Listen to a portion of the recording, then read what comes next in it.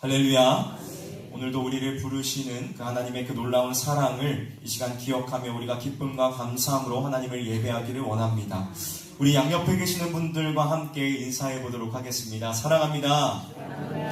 축복합니다. 주님 안에서 우리는 하나 된 한 가족입니다. 아멘. 우리가 이것이 구호로만 남는 것이 아니라 우리가 진정으로 예수님 안에서 하나됨을 누리는, 주님 안에서 연합됨을 누리는 우리 모든 성실교회가 되기를 주님의 이름으로 간절히 소망합니다. 이 자리에 서니까 이상하게 더 떨리네요. 네, 굉장히 지금 또 약간 얼떨떨한데 주님께서 가오 담대한 마음을 주셔서 온전하신 하나님의 말씀만을 증거하게 하실 줄 믿습니다. 오늘은 우리가 마지막 때의 그리스도인이라는 제목을 가지고 하나님의 말씀을 함께 나누어 보도록 하겠습니다. 이 세상에 있는 모든 만물들 가운데 태어남이라는 시작을 경험한 것들은 반드시 마지막, 곧 끝이 존재하게 되어 있습니다. 만물의 영장이라고 불리는 인간들도 이 땅에서의 삶이라는 한정된 시각으로 보았을 때에 출생이라는 시작과 동시에 죽음이라는 끝이 다가오게 되는 것은 어느 누구도 예외가 될 수 없는, 피할 수 없는 사실일 것이죠.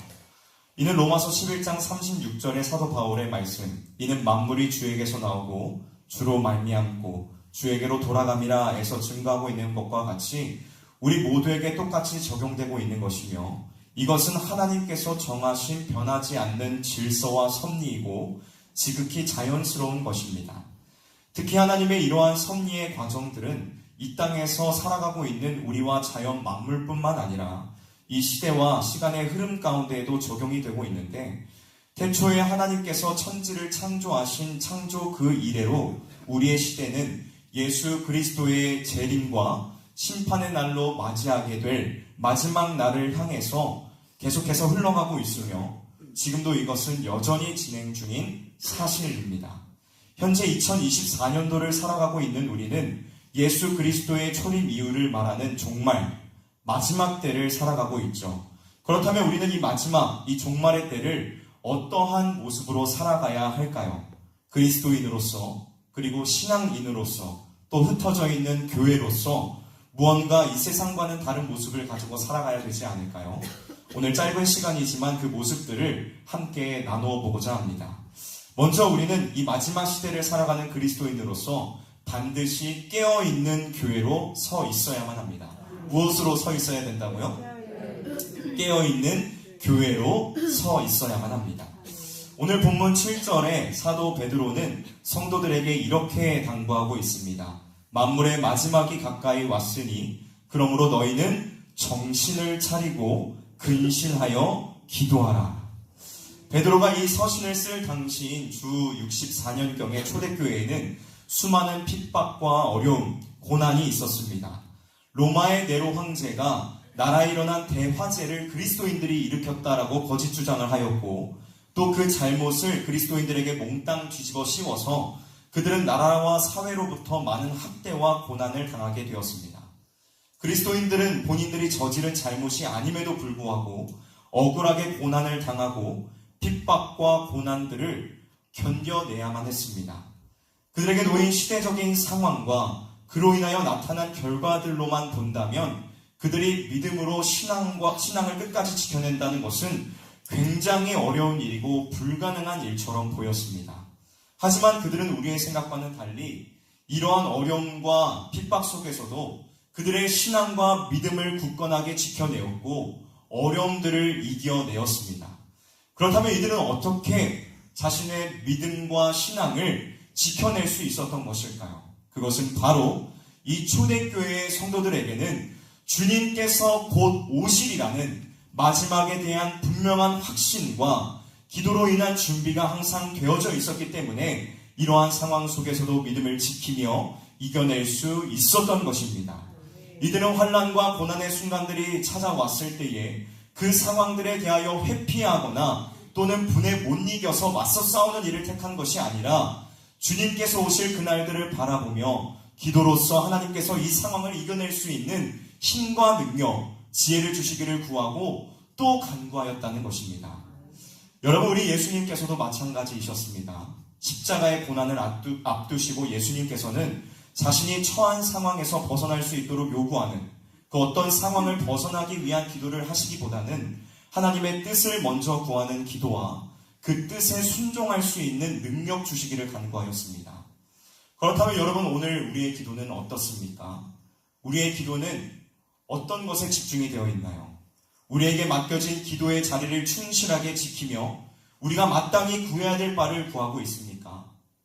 우리도 오늘 초대교회 성도들과 같이, 그리고 예수님께서 하셨던 그 기도와 같이 하나님께 간절하게 구하는 그러한 기도가 있어야 될 줄로 믿습니다. 여러분, 우리가 얼마나 힘들고 어려운 시대를 맞이하였습니까? 세상은 끊임없는 전쟁의 소문들과 이전에 보지 못했던 자연재해들로 어려움을 겪고 있습니다. 세상의 철학과 사조들이 교묘하게 우리의 삶 가운데 침투하여 생각과 가치관을 바꾸고 있고, 문화라는 이름의 우상은 끊임없이 우리의 마음속에 있는 하나님이 계셔야 될 자리를 쟁탈하기 위하여 시시각각 노립니다. 또한 소돔과 고모라를 방불케 하는 죄악의 온상들은 이제 사회적 제도를 등에 업고 바른 기준을 해치며 성경의 가치관과 하나님의 말씀의 권위를 차별이라는 명목하에 땅으로 끌어내리려고 하고 있습니다. 여러분, 우리가 지금 이 시대의 상황을 심각하게 바라보셔야만 합니다. 얼마 전에 대법원에서 얼마 되지 않았어요. 얼마 전 대법원에서 동성 부부들의 사실혼 관계를 인정하였습니다. 아직 공식적으로 법이 그들을 인정하고 있지는 않지만 이러한 흐름들이 계속된다면 언제 이것이 통과될지 알 수 없습니다. 최근 미국 캘리포니아에서는 학교가 부모에게 자녀의 성별을 가르쳐주지 못하는 법이 통과가 되었다고 합니다. 이게 무슨 말이냐면 아이가 자신의 성별을 결정할 권리가 있고 그 결정에 부모가 절대로 관여해서는 안 된다는 것을 의미하는 것입니다. 실제로 미국에서는 자녀의 성전환을 부모가 막으면 부모는 아동학대죄로 고발이 된다고 합니다. 여러분, 이것이 비단 바다 건너에 있는 외국의 이야기라고 치부하시면 안 됩니다. 어쩌면 가까운 우리의 미래에 펼쳐질 일들이 될 수도 있다는 것입니다. 이러한 때에 우리가 기도하지 않고 구하지 않는다면 누가 기도하고 하나님께 구하겠습니까? 여기서 하나님께 구하는 기도란 단순히 우리의 평안과 안위를 위하여 기도하는 것을 말하는 것이 아니라 이 마지막 때를 헤쳐나갈 수 있는 힘과 지혜, 능력을 공급해 주시기를 구하는 것을 말합니다. 여러분, 우리의 능력과 방법만으로는 이 마지막 때를 살아갈 힘과 능력이 부족합니다.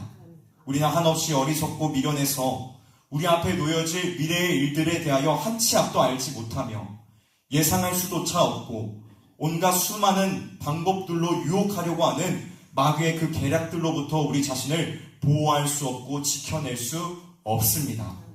그렇게 우리는 매일 하나님께 새로운 힘, 보호하심을 구해야만 하는 것입니다. 사랑하는 성도 여러분, 우리가 마지막 때라 불리우는 이 종말의 때에 더욱 기도로 무장하며 나아갈 수 있기를 원합니다. 더욱 기도로 무장하며 나아갈 수 있기를 원합니다. 물론 우리의 삶에 있어서 필요한 것들 역시 구해야 되겠죠. 하지만 이에 앞서서 오늘 하루 가운데 나의 믿음과 신앙을 지켜낼 수 있는 힘과 지혜를 달라고, 인내할 수 있도록 도와달라고 먼저 구할 수 있는 저와 여러분들이 되시기를 주님의 이름으로 간절히 소망합니다. 사도 베드로가 오늘 말씀 가운데에서 성도들을 향하여 정신을 차리고 깨어서 근신하여 기도하라 말씀하고 있는 것처럼 우리 모두가 다 이 마지막 때에 긴장과 경각심을 세우고 골로새서 4장 2절의 말씀과 같이 기도의 호흡이 끊어지지 않으며 또한 깨어서 간구하는 기도의 사람들, 깨어있는 교회가 되시기를 주님의 이름으로 간절히 소망합니다. 다음 두 번째입니다. 우리는 마지막 시대를 살아가는 그리스도인으로서 사랑하는 교회가 되어야 합니다. 무엇이 되어야 한다고요? 사랑하는 교회가 되어야만 합니다. 오늘 말씀 8절에 베드로 사도는 이렇게 말씀하고 있습니다. 무엇보다도 뜨겁게 서로 사랑할지니 사랑은 허다한 죄를 덮느니라. 아멘. 아멘이시죠? 여러분, 우리 기독교의 핵심은 누가 뭐라고 해도 사랑입니다.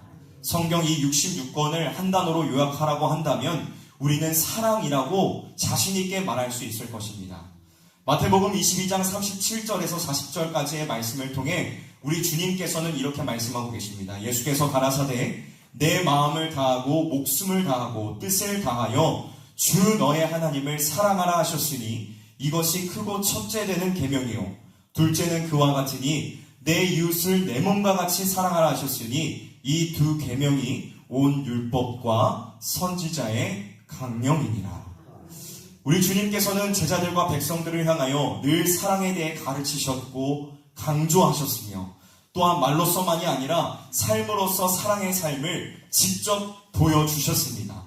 주님께서는 죄인인 우리를 사랑하셨고 우리를 사랑하시기에 그 모진 고난과 고통을 기쁨으로 다 감내하셨으며 마침내 십자가 위에서 우리를 향한 자신의 사랑을 확정하셨습니다. 믿으십니까? 그리고 주님께서는 너희가 사랑과 은혜를 입은 자들이니 그 큰 사랑과 은혜를 입은 자이니 그 은혜와 사랑에 합당한 삶을 살아가라 라고 오늘 우리에게 명령하고 계십니다. 그런데 너무나도 안타깝게도 마지막 때를 살아가고 있는 우리는 예수님의 제자로서 하나님의 자녀로서 사랑을 외치고는 있지만 정작 사랑의 삶을 잘 살아내지 못하고 있는 것 같습니다. 옆에 있는 형제 자매들을 사랑하고 돌아보고 그들을 위하여 기도해 주어야 하는데 나와 가장 가까운 이들조차도 돌보지 못하고 관심조차 두지 않는 철저히 나와 남을 분리해버리는 개인주의와 이기주의에 가득 찬 모습이 우리의 현 주소가 되어버렸다는 것입니다. 사랑하는 성도 여러분, 우리는 사랑의 모습을 회복해야만 합니다. 이것은 단순히 우리가 다른 사람들에게 사랑을 베풀겠다고 마음을 먹고 조금의 선한 일을 했다고 해서 끝나는 것이 아닙니다. 왜냐하면 여전히 우리의 마음속에서는 온전한 사랑보다는 남을 시기하고 정죄하며 미워하는 마음이 크기 때문이죠. 우리로부터 시작된 사랑은 사실 왜곡된 사랑인 경우가 많습니다. 주면서도 받기를 은근히 기대하며 내가 베푼 것만큼 돌려받지 못하면 섭섭한 마음을 먼저 갖게 되는 것이 우리가 가진 사랑의 한계이지 않습니까? 그렇기 때문에 우리의 사랑은 나로부터 시작되는 것이 아닌 하나님으로부터 시작이 되어야만 합니다. 우리의 사랑이 사랑의 근원이신 그분으로부터 시작될 때야만이 거짓없이 형제를 사랑할 수 있다는 사실을 우리는 반드시 기억해야 될 줄로 믿습니다. 오늘 베드로는 마지막 때에 그리스도인들이 사랑하는 교회로 서야 됨을 말씀하면서 구체적인 적용점을 우리에게 말씀해주고 있습니다. 우리가 이것을 나누고 말씀을 마무리하도록 하겠습니다. 우리는 교회로서 서로 사랑하고 하나님의 긍휼로 불쌍히 여기며 자신을 낮추어 섬겨야만 합니다. 믿으십니까? 앞서 말씀을 드렸듯이 남을 사랑하고 섬기는 일은 결코 쉽지 않은 일입니다. 왜냐하면 우리의 죄악된 본성은 섬기려 하기보다는 섬김을 받으려 하기 때문이죠. 오늘 본문 말씀 8절에서 사도 베드로는 뜨겁게 서로 사랑하라 라고 말씀하고 있습니다. 이것을 원문에서는 실패하지 않는 사랑으로 사랑하라 또는 열심히 서로 사랑하라 라고 표현을 하고 있습니다. 우리가 그리스도의 사랑 안에서 서로 뜨겁게 사랑하고 열심히 서로 사랑할 때야만이 그 사랑은 실패하지 않으며 이런 사랑이 있어야지만이 다른 이들의 허다한 죄를 덮을 수 있는 것입니다. 여기에서 말씀하고 있는 허다한 죄를 덮는다는 것은 죄를 마치 아무 일도 아닌 것처럼 유야무야 덮어주자는 것을 의미하는 것이 아닙니다. 여기서 덮는다는 것은 제사를 드릴 때에 제물의 피가 그 죄인의 죄를 덮는 속죄의 과정을 나타내는 것처럼 죄인을 깨끗하게 하시는 성령 하나님의 진실한 역사가 일어나도록 우리 모든 교회 공동체가 함께 죄를 참회하며 회개하는 일들이 있어야 함을 말하고 있는 것입니다. 사랑하는 성도 여러분, 우리 교회가 진정 사랑하는 교회로 서기를 원합니다. 사랑하는 교회로 서기를 원합니다.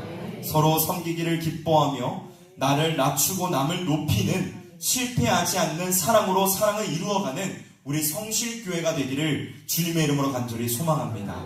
청교도 설교자인 토마스 왓슨이라는 분은 이러한 말을 하였습니다. 믿음은 보이지 않는 것을 다룬다. 그러나 하나님은 보이지 않는 사랑을 싫어하신다. 하나님의 사랑 안에서 그 사랑을 누리며 또 다른 이들을 사랑함으로 우리 교회를 아름답게 세워가는 우리 모두가 되기를 주님의 이름으로 간절히 소망합니다. 오늘 우리가 두 가지의 기도 제목을 함께 나누고 함께 기도하도록 하겠습니다. 하나님,